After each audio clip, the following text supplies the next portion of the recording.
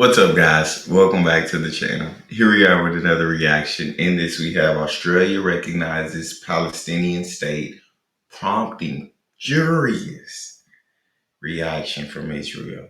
Before we dive into this, if you guys happen to enjoy, please don't forget to smash that subscribe button. Give the video a thumbs up. And let's dive in and see. Do we get to see Israel's reaction on this clip? Australia has formally recognised Palestine as a sovereign state ahead of a high-level leaders summit at the United Nations. The Prime Minister says the declaration is a signal that the cycle of violence has to stop and builds momentum for a two-state solution. Shout out to Australia. There should absolutely be a two-state solution.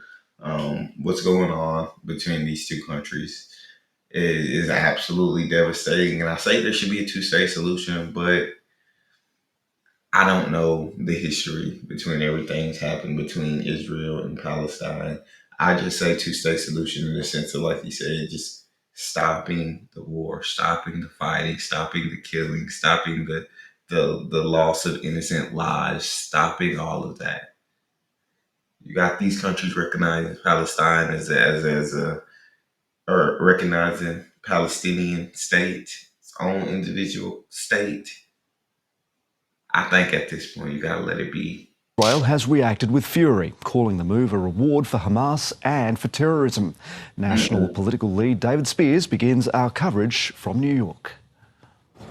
A ribbon for Australian aid worker Zomi Frankham, just one of the many humanitarian personnel killed in Gaza since the war began. Anger towards Israel has now led to three major US allies formalising their recognition of Palestinian statehood. The Commonwealth of Australia recognises the state of Palestine. We are acting to keep alive the possibility of peace and a two-state solution. Canada's Prime Minister said it did not legitimise terrorism or reward it. Other countries, including France, will formalise their recognition tomorrow. This is about the world saying enough is enough. We want peace and security in the Middle East. This is a huge investment in peace. I don't think it does reward terrorism. I think it says that we're willing to compromise in order to help everyone, right? It's not terrorists that you're hitting with these bombs. Or you might be hitting them, but you're also hitting so many innocent people. And is that not bother you enough to want to stop? I understand the terrorists are on that side, and I get it. Wanting to completely get rid of them, wanting to eradicate them, I get it. Don't want to let them have their way in any way, shape, or fashion. I understand it.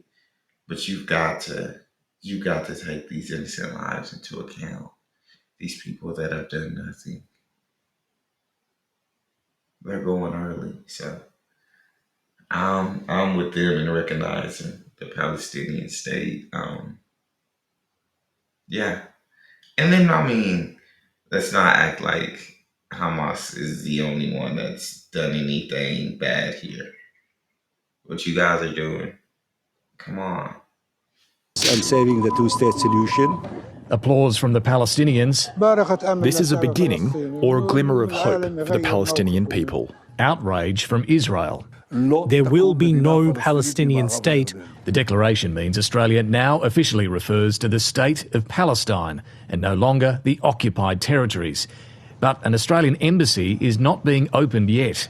All of those matters are to be determined. Further steps will depend on the Palestinian Authority delivering on commitments to hold elections, ensure Hamas is disarmed and plays no future governing role, and accepts Israel's right to exist in peace and security. There is a lot of detail to resolve. The Prime Minister will attend a conference tomorrow aimed at building momentum towards a two-state solution. He is officially rewarding Hamas.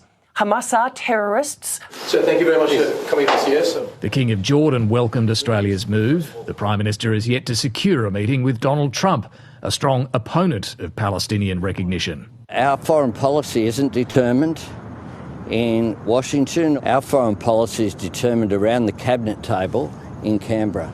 Australia, Canada and the United Kingdom know they're angering the Trump administration, and there's uncertainty as to what exactly Israel might do in response to stop any Palestinian state becoming a reality.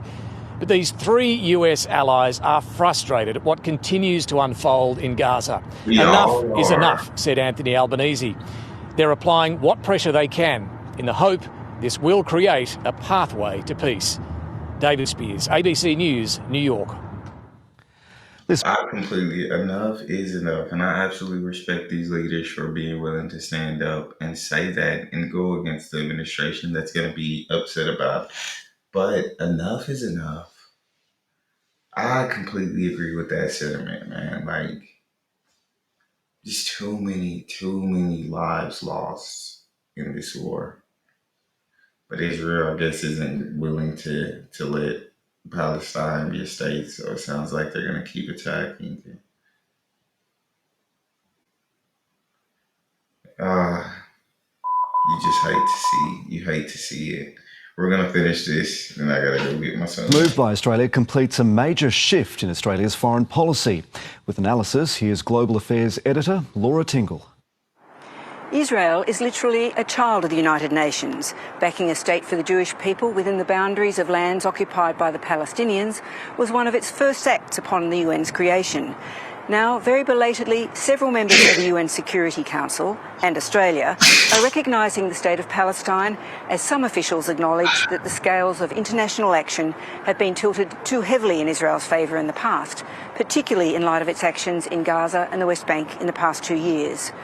While the move has been criticised as playing into the hands of Hamas or just being symbolic, tougher language from the Prime Minister today and even tougher language from French President Emmanuel Macron suggests we will be seeing a much more robust approach to Israel in the future.